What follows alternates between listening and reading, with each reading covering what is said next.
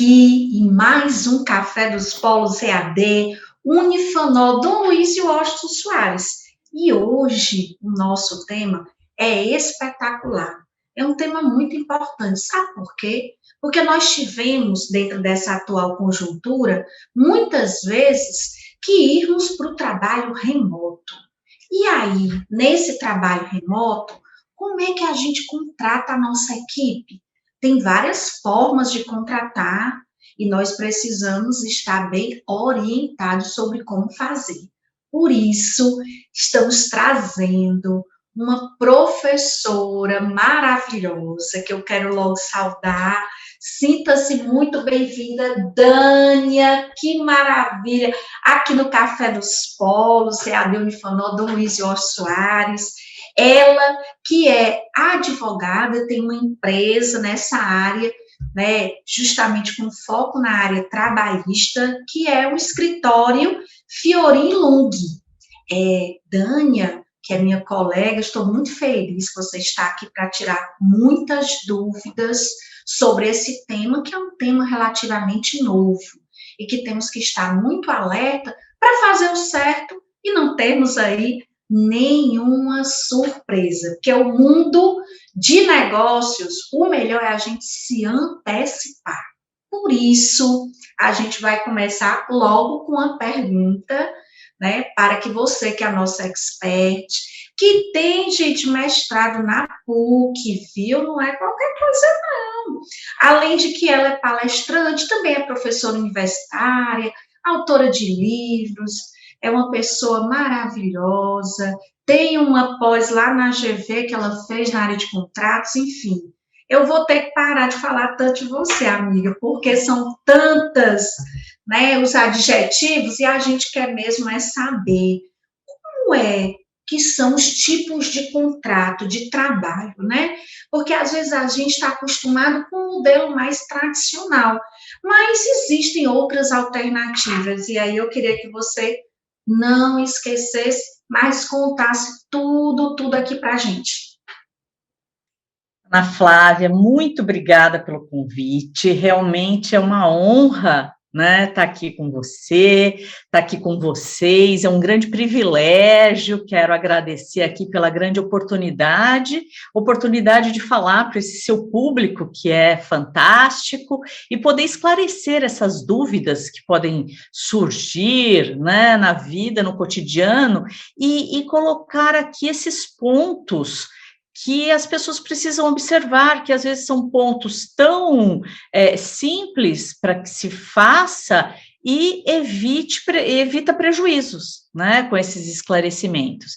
Então, um dos temas que é o contrato de trabalho é um tema muito importante que deve ser observado, né, então, pelos empresários e pela própria pessoa que está trabalhando, para ver se está dentro das regras, dentro do direito dela.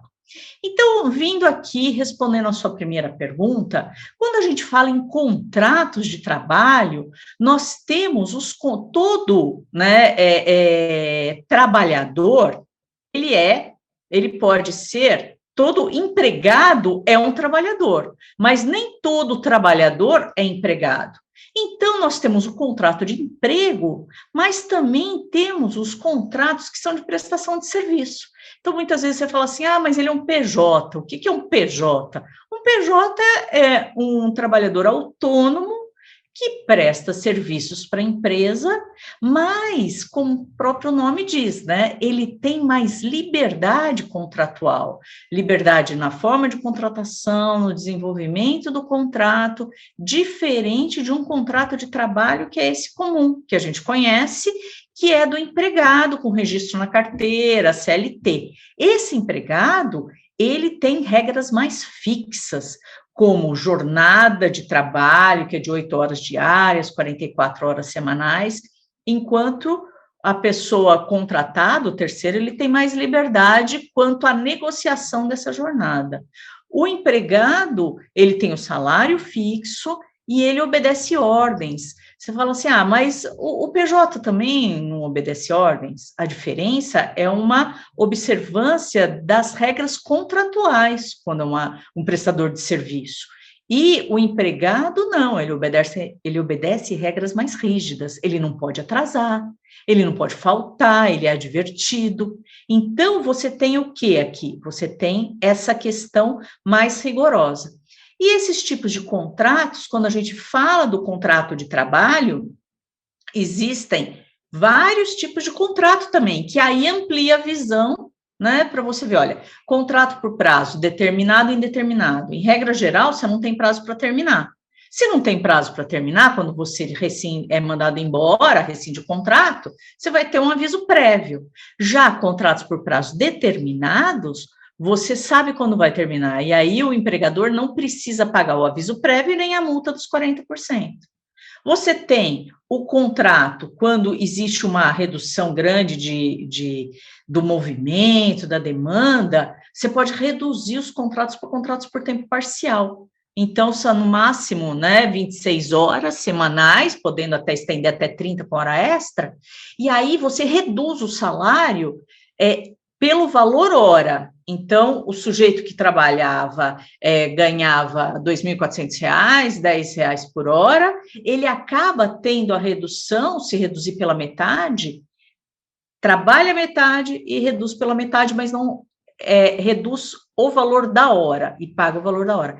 E, por fim, a gente vai falar de forma mais extensa, em decorrência da pandemia, a gente encontra hoje os contratos home office, né? Todo mundo está indo para trabalhando à distância, não necessariamente em casa, como fala em inglês, né? Mas você deu aí tantas dicas maravilhosas, mas eu já quero tirar algumas dúvidas. Primeiro, quando a gente fala assim do contrato da pessoa jurídica, não é verdade? A gente tem aqui muitas pessoas assim, mas é complicado eu ter uma pessoa jurídica. Só que hoje tem a MEI, né? E a MEI, ela tem uma limitação de faturamento, mas ela facilita também a vida desse prestador de serviço que vai poder estar trabalhando. Então, tudo que você falou sobre a PJ se aplica também para a MEI? Isso mesmo. A MEI, né, que é a empresa individual, ela veio como um facilitador, porque antes, você, para ter uma empresa, você precisava ter um sócio, e agora você não precisa. A diferença é que quando você fala em MEI, é que se a empresa ela tem uma dívida, os bens do sócio serão atingidos diretamente quando se fala de MEI, mas é um grande facilitador porque você tem todos os requisitos de empresa, notadamente a questão dos impostos, né? Porque a MEI, você pode ser optante pelo Simples, e o imposto de renda, que chega a uma alíquota de 27,5%, você, quando é optante pelo Simples, ele consegue variar de 8% a 16%, dependendo do faturamento. Mas, geralmente, ele gira em torno de 8%. Então, há uma redução, né, drástica em relação ao pagamento de impostos. E aí, a pessoa pode trabalhar com mais liberdade. Então, só alertando o seguinte, para a questão do MEI, né, da pessoa que abre uma empresa, o empregador não contratar uma pessoa que é empregado, dentro dos requisitos de empregado, com ordem, subordinação, horário, contrato, como MEI, porque ele corre o risco de ter uma reclamação trabalhista e ser reconhecido o vínculo, aí ele paga todas as verbas depois. Então, a gente pode aqui simplificar, sintetizar que uma vez que você contrata uma pessoa jurídica, mesmo que ela seja na formatação mais simples, que é a MEI, eu tenho que trabalhar com uma pessoa jurídica.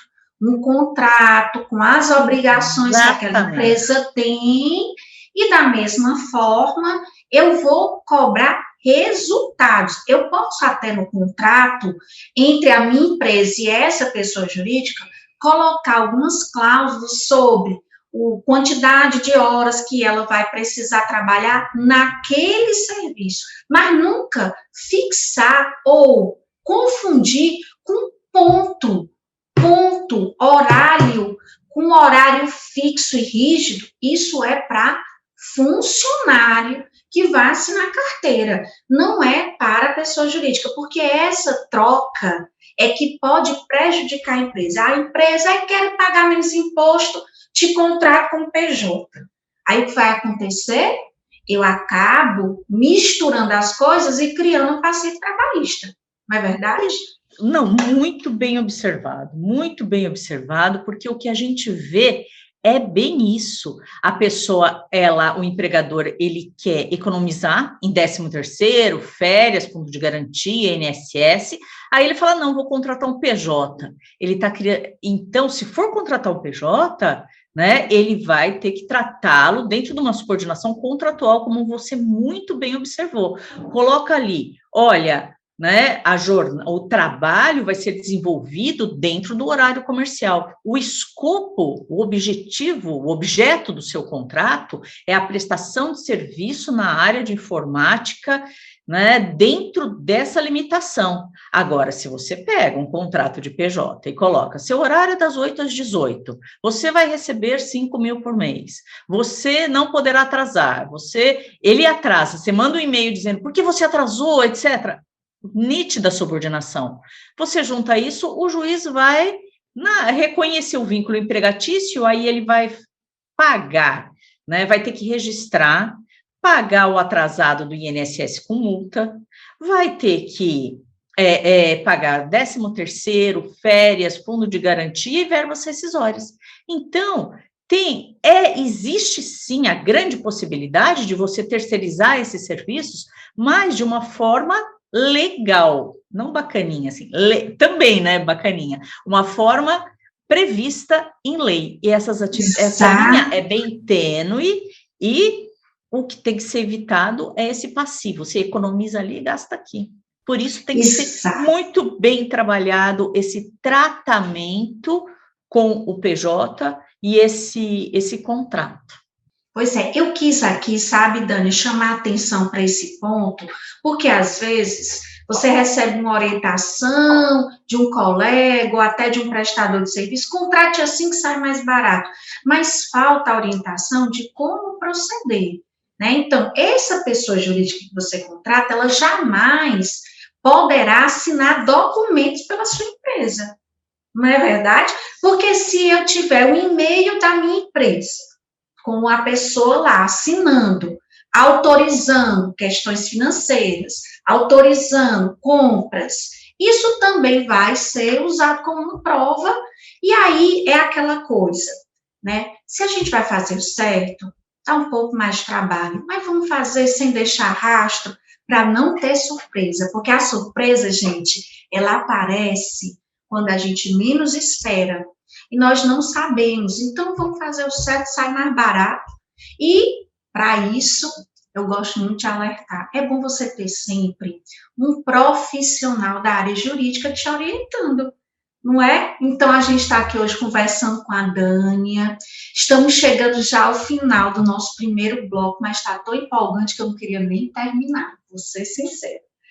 O que está me confortando, e eu tenho certeza, a quem está assistindo, é que não vai ser só esse bloco, vão ter mais dois, né? Então, Dani, olha, muito obrigada, né, por esse primeiro momento aqui do nosso Café dos Polos EAD Unifanol, Dom Luiz e Washington Soares, uma explicação espetacular, clara, objetiva, e você que está nos assistindo, que ficou com gostinho de quero mais, nós ainda vamos bater um papo com a Dânia, dois blocos. Lembrando que o nosso Café dos Polos é toda terça e quinta, 15h, naquele horáriozinho do café, no canal do YouTube, né? Aí não tive tempo, você salva, vê no final de semana. O importante é a gente não perder essa oportunidade de aprender com essa maravilhosa advogada que sabe tudo da área trabalhista. Um abraço e até o próximo bloco. Obrigada, Ana Flávia. Até o próximo bloco.